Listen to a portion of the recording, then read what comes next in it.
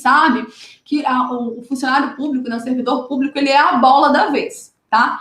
Muito se fala a respeito do servidor público como se fosse aí o grande problema, né, em termos financeiros do Brasil. Tá? Só que isso, gente, isso não é particularidade desse governo, não, tá? Isso vem acontecendo aí há muitos anos já. Os benefícios do funcionalismo público, eles vão sendo esvaziados ao longo de muitos e muitos anos. Né? Para quem não se recorda, a gente teve uma reforma da Previdência no funcionalismo público, que aconteceu, começou em 2003, né? Já teve alguma coisa.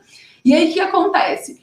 Todo mundo que entrou no serviço público a partir de fevereiro de 2013 não se aposenta mais lá com o último salário de contribuição e nem com a média das últimas contribuições, tá? Isso fica restrito, fica limitado, na verdade, ao teto do INSS. Então, não importa se durante a sua carreira você ganhava 20 mil reais. Quando você se aposentar, né, se você entrou na carreira pública depois de fevereiro de 2013, você vai levar o teto do INSS, que hoje está em torno aí de R$ 6.400, mais aquilo que foi acumulado na Previdência Complementar, se você tiver contribuído para a Previdência Complementar. Boa noite, Vanessa, tudo bem? Fabiano. Então, o que acontece? Hoje, a gente já não tem mais aquelas vantagens que tinha antigamente, né? Em termos de aposentadoria.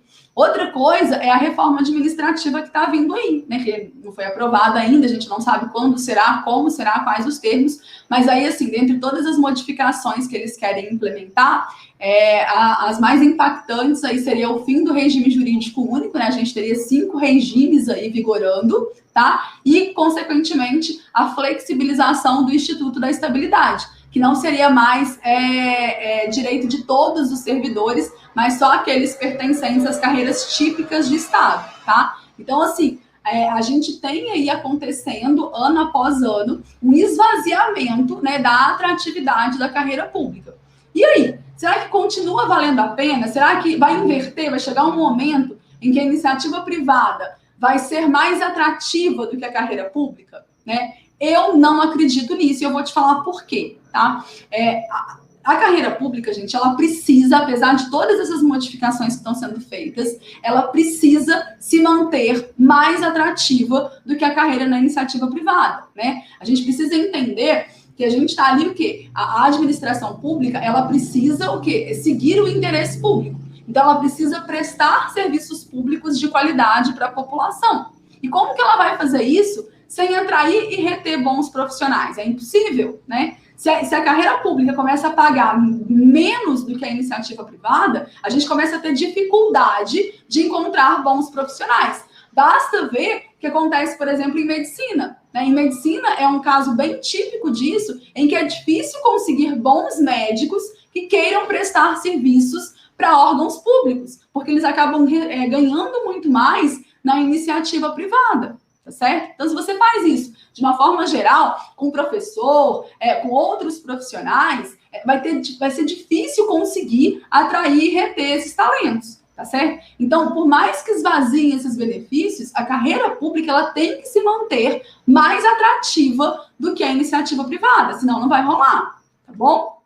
Eu trouxe aqui para vocês, só a título de comparação, uma pesquisa que foi feita pelo Instituto Millennium, tá? E aí, o que eles fizeram? Eles compararam a remuneração média do servidor público e do funcionário da iniciativa privada, tá? Em média, um servidor público ganha em torno de R$ 4.000 e um funcionário da iniciativa privada em torno de 1.900. Então, a gente tem mais ou menos 110% de diferença na média salarial entre a iniciativa pública e a iniciativa pública e a carreira privada, tá? E aí eu trouxe alguns cargos aqui só para vocês compararem, tá? Depois isso vai estar no PDF para vocês verem, mas olha só, auxiliar de enfermagem, por exemplo, tem 121% de diferença. Tá? Auxiliar de escritório, 97%. Professor da educação de jovens e adultos, 170%. Né? Então, tem algumas profissões em que a diferença é realmente muito grande, tá certo? E é isso, ele só comparou assim, cargos que existem tanto na iniciativa privada quanto na carreira pública. Se a gente for pegar outros cargos que não existem, por exemplo, a magistratura, a gente não tem, teria que comparar, sei lá, um cargo de advogado, por exemplo. A gente vê que a discrepância é muito maior, tá certo? E aqui eu trouxe para vocês verem a remuneração média, então, do servidor público em cada um dos diferentes poderes. E aí a gente tem, então, ó, no Poder Executivo, para nível médio, em torno de R$6.000, para nível superior, em torno de 12, isso é tudo a média, tá, gente? É claro que a gente tem carreiras que ganham menos e tem carreiras que ganham mais. Tá? No Poder Legislativo, a média é maior, a gente já sabe, né? O Legislativo é o que tem as maiores médias salariais, então em torno aí de 17 mil para nível médio e 27 mil para nível superior. No Judiciário, a gente tem em torno de 10 mil para nível médio, 18 mil para nível superior. E no Ministério Público, 10 mil para nível médio e 19 mil para nível superior. Tá? Essa é a média salarial nos diferentes poderes, certo? Bom, quais são, então, as outras vantagens da carreira pública fora a remuneração? A gente tem os benefícios, né? Como eu falei para vocês, eles vêm sendo esvaziados ano após ano, mas eles ainda existem. Por exemplo, na esfera federal, a gente não tem mais quinquênio, sexta parte, licença-prêmio, mas a gente ainda tem esses benefícios em alguns estados, em alguns municípios, tá? Embora eles estejam aí com os dias contados, tá? E aí tem, por exemplo, aquele adicional de qualificação para alguns cargos, né? Tem auxílio creche para algumas profissões, tem um auxílio alimentação, tem plano de saúde. Cada carreira tem os seus benefícios, tá certo? Outra coisa, a estabilidade, né? Apesar dela estar em xeque, aí a gente não sabe até quando vai durar e nem quem vai conseguir manter a estabilidade, gente. Mesmo que caia, tá? Mesmo que a estabilidade caia para algumas carreiras, a gente não pode comparar a rotatividade que existe na iniciativa privada e na carreira pública, tá? Basta ver, eu não sei se vocês têm ideia, que, por exemplo, Correios, os funcionários do Banco do Brasil, da Caixa Econômica, da Petrobras, eles não são servidores públicos, eles são funcionários públicos, eles são seletistas, tá? Eles têm carteira assinada. Então, esses profissionais, eles não têm estabilidade. Mesmo assim, a gente não ouve falar em demissão em massa, em perseguição de funcionário. É muito, muito raro. Eu, pelo menos, não conheço nenhum caso de funcionário que tenha sido demitido dessas empresas, né? Normalmente, quando acontece alguma coisa, é porque rolou um processo administrativo, teve alguma coisa errada aí no meio. Aí eu, pelo menos, nunca ouvi falar, fulano foi demitido, sei lá, cortou gastos e aí demitiu. Nunca ouvi falar, tá certo? Então, a gente sabe que mesmo que a estabilidade caia, que ela seja flexibilizada, né, e fique só restrita a algumas carreiras, não vai acontecer, gente, a mesma demissão arbitrária que acontece na iniciativa privada, né? Você tá trabalhando numa empresa hoje, amanhã trocou o chefe, ele não vai com a sua cara e te manda embora e pronto, acabou, tá? Ou se não, a empresa quebra, passa por um processo de reestruturação e manda um monte de gente embora. Enfim, né? Essa corda bamba que a gente tem na iniciativa privada, isso não acontece no serviço público, tá? Mesmo tendo essa flexibilização da estabilidade. Não vai acontecer, até porque para você repor, gente, mão de obra no serviço público é muito complicado, tá? Não é igual lá na iniciativa privada, que ele te manda embora hoje e de tarde tem outra no seu lugar. Na carreira pública isso não acontece. Funcionário público, ele só entra mediante concurso público, mesmo para os seletistas.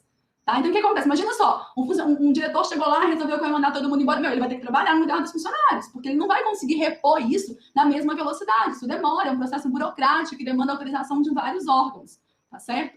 Então, mesmo que a gente tenha essa flexibilização da estabilidade, não esperem que vai acontecer a mesma coisa que acontece lá fora, tá? Não vai acontecer. Uma outra vantagem que eu acho no serviço público é uma coisa que me encanta, tá? Assim, é uma das coisas que eu mais gosto, que eu acho mais plausível dentro do serviço público, é o acesso a todos, tá? É a característica realmente democrática aí de ingresso no serviço público.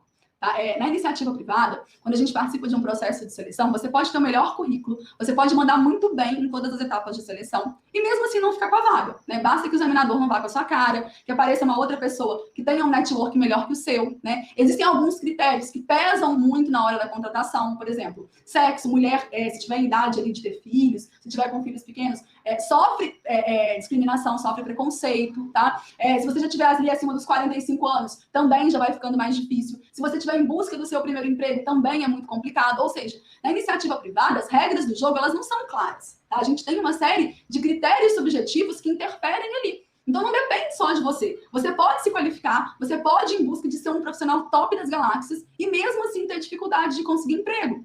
Já na carreira pública, isso não acontece, tá? O examinador, ele nem sabe qual é a cor da sua pele, qual é o seu sexo, se você tem filho, se você não tem, qual é a sua orientação sexual, qual é a sua religião, se você vem de uma família muito rica, se você vem de uma família muito pobre, se você veio do Sudeste, se você veio lá do Nordeste. Ele não sabe nada da sua vida. Ele quer saber o quê? Se você acertou a questão ou não acertou, se você foi bem ou se você não foi bem. O critério, a regra do jogo tá lá, tá definido, é objetivo, tá? Foi bem, tá dentro, não foi bem, tá fora.